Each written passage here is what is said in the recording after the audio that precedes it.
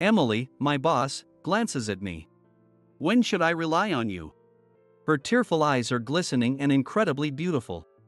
As I hesitate, Emily rests her head on my shoulder.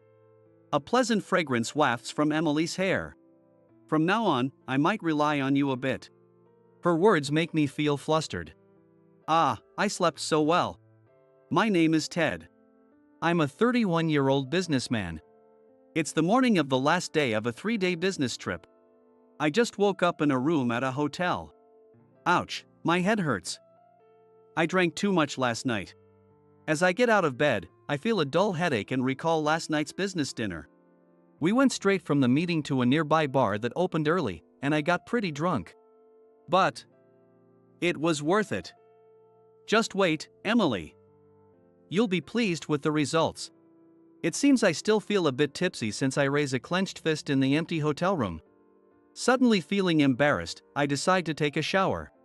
Emily is the woman I have feelings for. She's 33, older than me, and a beautiful single woman. She's a cool woman who swears to dedicate her life to her job. I often work with her as a sales team. I took a shower thoroughly. Today, we are invited to a wedding. The bride and groom are key contacts from a major client, and I heard a few of their colleagues were also invited. Since our company is small, I didn't expect us to be invited, so I was surprised when both Emily and I received invitations. Even Emily, who is usually reserved, was thrilled, jumping with joy. We often hit it off with the couple at work. Both Emily and I have always dealt with them sincerely. The invitation to the wedding is a result of that. To make an even better impression, I need to dress neatly and head to the venue. From here to my home in New York, it's about an hour by train. I'll head home first to finish getting ready and then go to the venue. The wedding starts at 3 p.m. It's still 9 a.m. I have a train booked that leaves at 10. It's only a 5-minute walk from the hotel to the station, so I can take it easy a bit. I decide to contact Emily and look for my phone. My phone is always in my bag. Where's my bag? Last night, I came back to the hotel drunk and fell asleep right away. If it were me, I'd have thrown the bag next to the bed. I look under the bed to check, but it's not there. I search the entire hotel room, but still can't find it. My mind starts to panic. Could it be I left it at the bar? Everything important is in that bag: my wallet, business cards, and phone. I rush to the front desk and ask them to call the bar I visited last night, but there's no answer. Of course. The bar also opened at 3 p.m. yesterday. The staff must all be fast asleep at this hour. Luckily, the company covers the hotel expenses, so checking out wasn't a problem. But now, I only have a travel bag with my clothes hastily stuffed in it.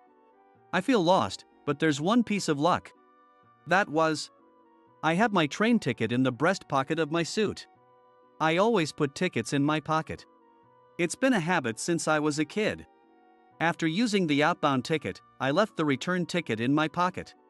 Emily often tells me, it's risky, put it in your wallet, but this time, the habit saved me. Anyway, as long as I can get home, I can figure things out. If I explain to my landlord, I can get into my apartment even without keys. Fortunately, my landlord lives on the first floor of the apartment building, and we talk often. I'm worried about not having my phone, but I head to the station to catch the 10 o'clock train. As I walk briskly through the station, I notice people staring fixedly at one spot. What's going on? Looking in the direction of their gaze, I see a teenage girl in a school uniform crouched down. It seems like she's crying. She's sobbing loudly. Despite her obvious distress, no one approaches her. What a heartless world. A high school girl is in trouble, and no one helps. I still have time before the train departs. I approach the girl. What's wrong? When I speak, she flinches and looks at me nervously. It's no wonder she's startled by a man in his 30s suddenly talking to her. But it seems like an emergency, and she needs someone's help. As I wait for her to speak, her small lips move slightly. I'm okay. She says this while crying and then lowers her head again. She's clearly not okay. I continue talking. I might not be able to do much, but I can't just leave you like this. What happened? Do you need to call someone? I realize as I try to take out my phone. Oh, that's right. I don't have my phone or wallet. Thinking I can't help her with no phone, and seeing she doesn't seem ready to talk, I say, okay, I'll go now.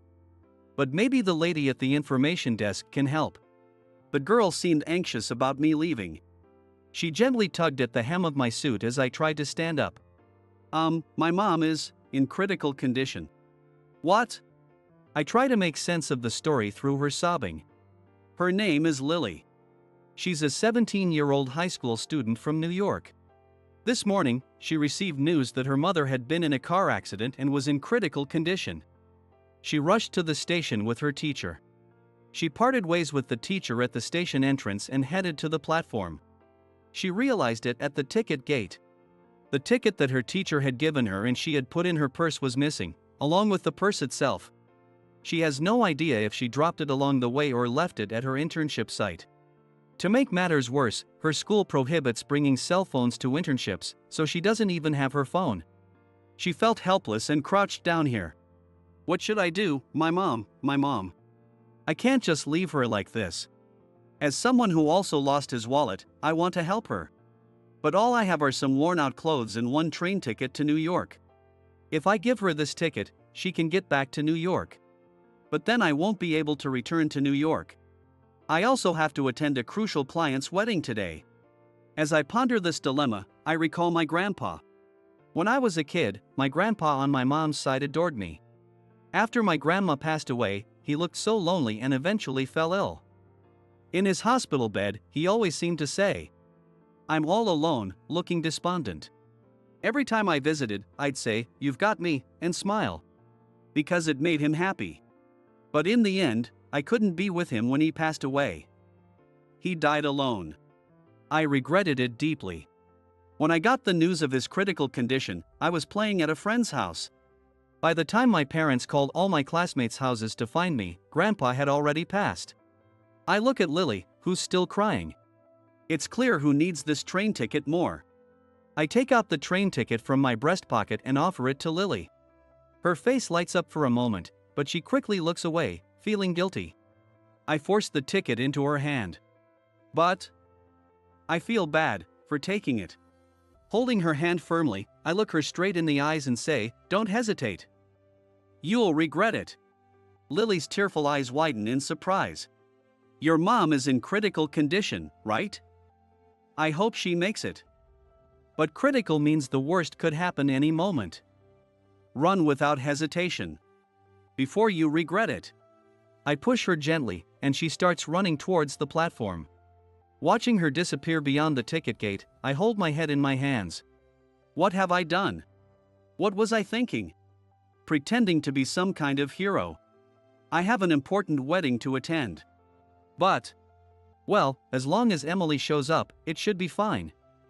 I'm just an extra anyway. My strength is not dwelling on things and staying positive. There's no use worrying, so I head to the police station. Maybe my bag has been turned in. But it wasn't at the police station. I begged the police officer to let me use the phone. I called the office, but no one answered. Of course. It's Saturday.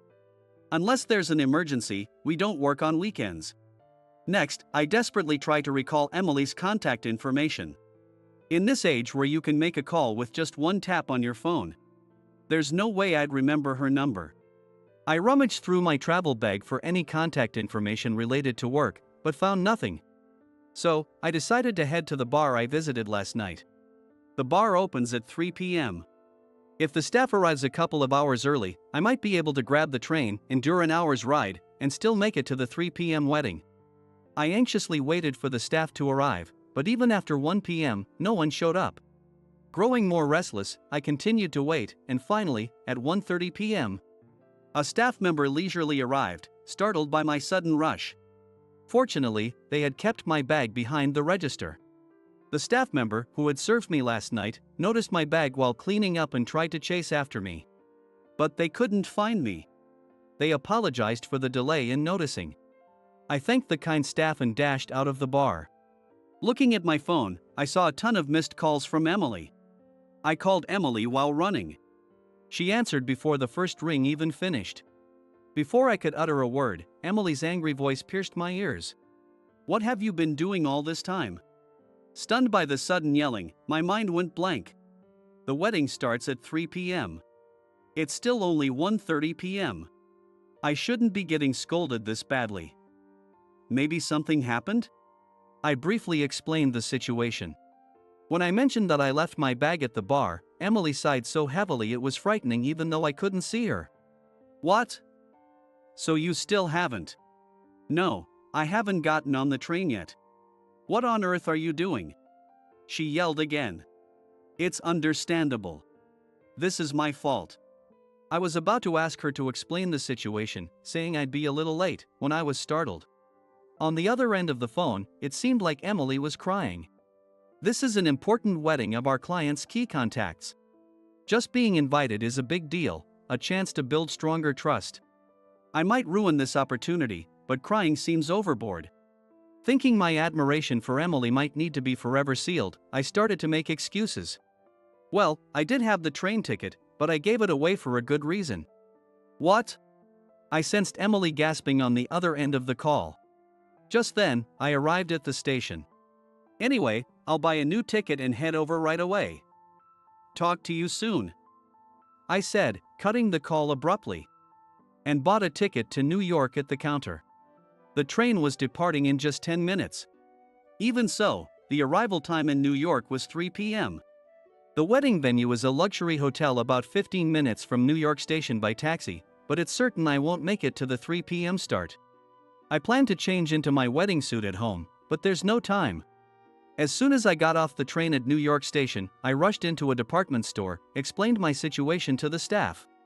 Bought a black suit that fit me, and changed right there before heading to the venue. Grateful for my body that fits off the rack suits and my mom for having me the way I am, I made my way to the venue. Arriving out of breath, I found that the wedding ceremony was just transitioning to the reception.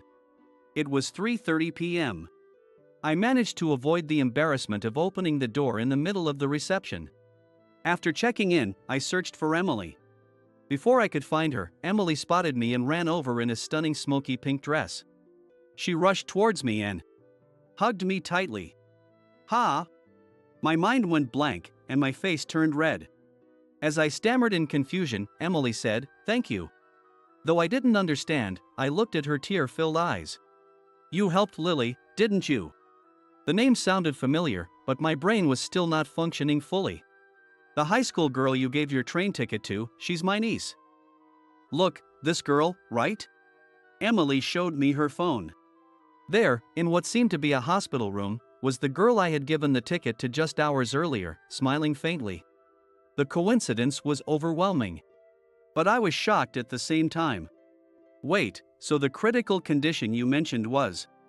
Emily continued. My sister, it was a tough situation.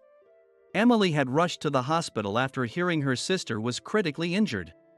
Emily's parents had already passed away, and Lily's father, Emily's brother-in-law, had also died in an accident. After contacting Lily's teacher, Emily had been waiting for Lily while trying to reach me. There was no way she could attend the wedding in this state. That's why she wanted me to take her place at the wedding. But I had left my phone and all my belongings at the bar, and her calls went unanswered. Lily arrived at the hospital around 11:30 a.m. That's when they found out she had lost her purse and couldn't board the train. Emily was surprised and asked, "How did you get back?" Lily, with tearful eyes, said, "A stranger gave me his ticket. When you called, it was already time to leave for the wedding if we were to make it. I finally got in touch with you. And though I hoped you'd handle the wedding alone, you said you'd be late." I yelled out of frustration and worry. "I'm sorry." Emily apologized to me. I accepted her apology. Wait a minute. I realized something shocking. So, your sister is still in critical condition, and Lily is alone with her? When I said this, Emily nodded yes, holding back tears. I pushed Emily's back and said, "Hurry. Go back to the hospital." Quickly, repeatedly like a broken record. "It's fine, Lily is there, and I made it to the wedding. Besides, this event is important." Without letting her finish, I shouted, "Just go. You'll regret it if you don't." Ah, this is the second time I've said you'll regret it today. Thinking of my grandpa again, I looked Emily straight in the eyes. Leave this to me. Everything will be fine. I'll secure this important deal on my own. I expressed my baseless confidence earnestly. Please stay with your sister. Stay with Lily. Please. I asked her deeply, and Emily softly said thank you before turning and leaving the venue. Please, make it in time. I prayed as I watched Emily's back. The reception proceeded smoothly.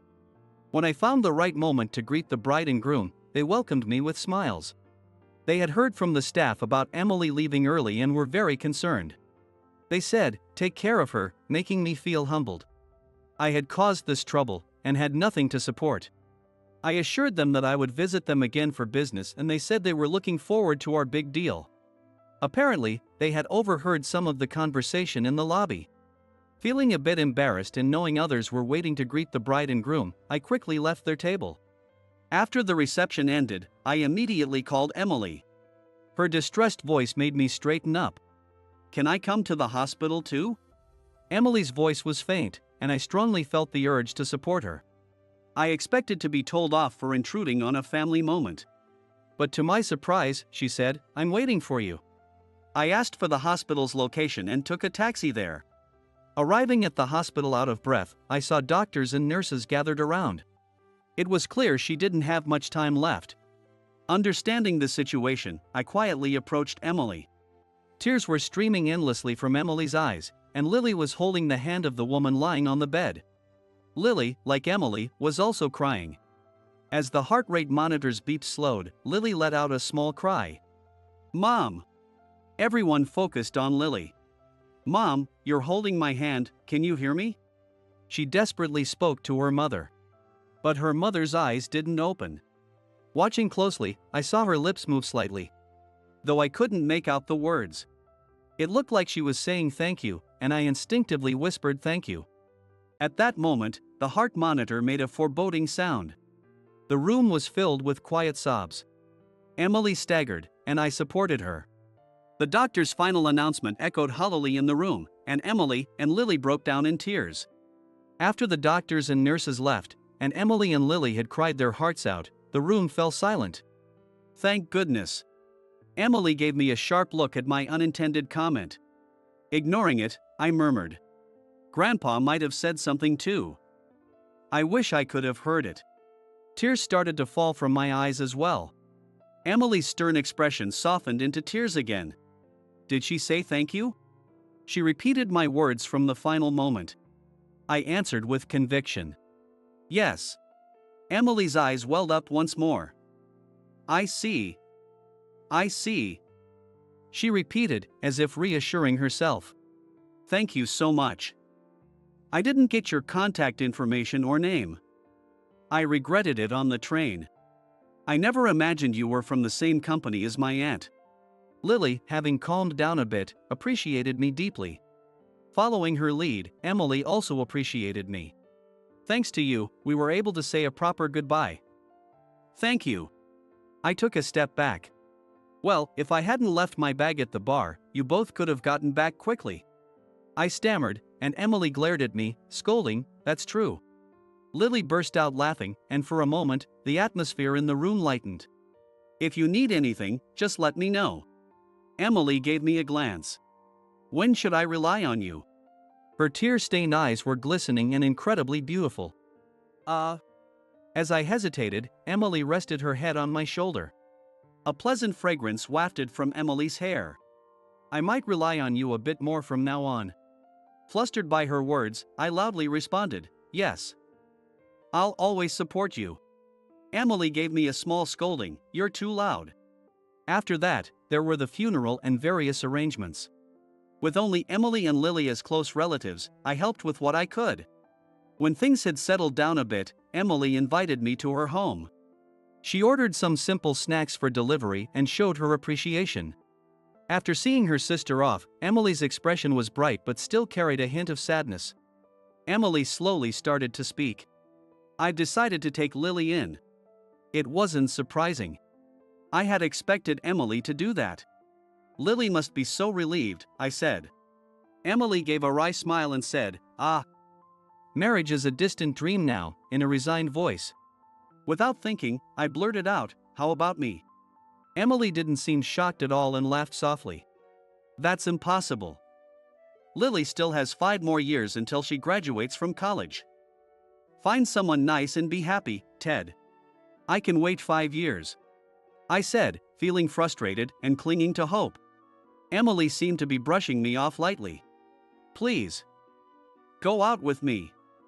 Date me with marriage in mind. I will wait as long as it takes. I've fallen in love with you," I desperately pleaded, and Emily straightened her back. She looked stunning.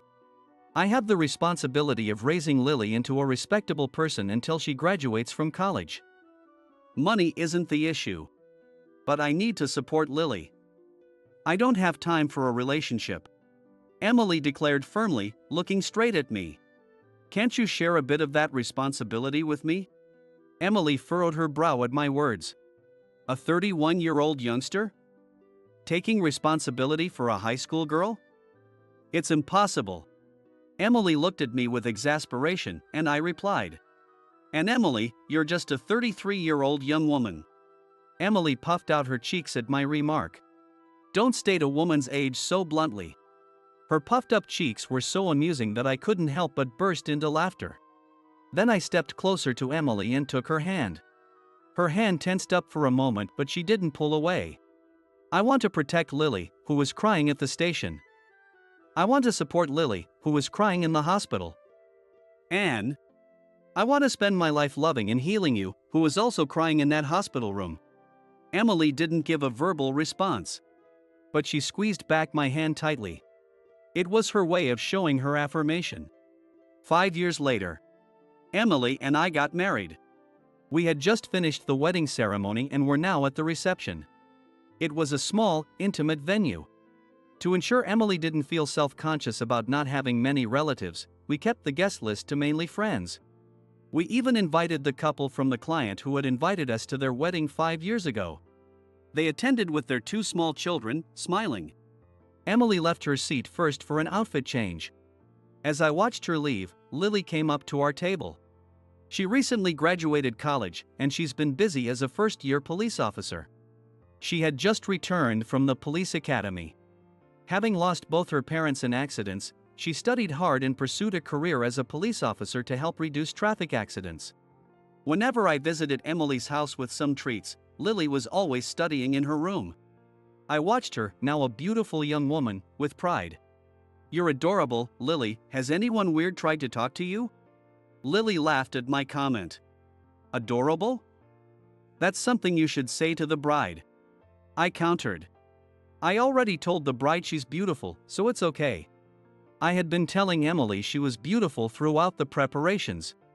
"That's so like you, Uncle Ted." Lily affectionately called me Uncle Ted. "Sorry for making you wait for 5 years. My aunt is stubborn." We had made a promise that we wouldn't marry until Lily was settled. It was a decision we both made. Not just Emily. I shook my head silently and smiled at Lily. "In these 5 years, have I done anything for you?" Lily leaned in slightly and whispered in my ear. "Ever since you gave me that train ticket, Uncle Ted, you've been my hero." Hearing that unexpectedly made me blush. Lily teased me with a smile. A staff member informed me that it was time for me to leave the room for a while. As I stood to leave, Lily beamed at me.